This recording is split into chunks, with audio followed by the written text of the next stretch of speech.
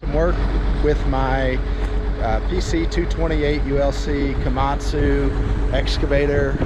It's what I use for land clearing and try to cut some of these roads. It's a good machine. Let's see how it does.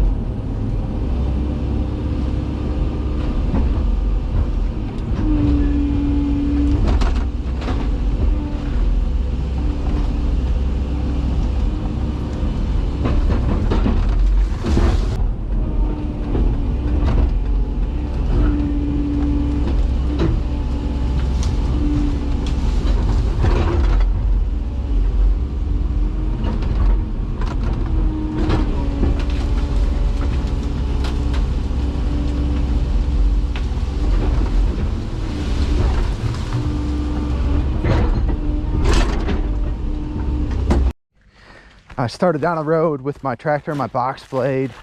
Everything went great, but ran out of road and decided I'd connect it through here. So it's gonna be a little rough till I make a few passes with that box blade.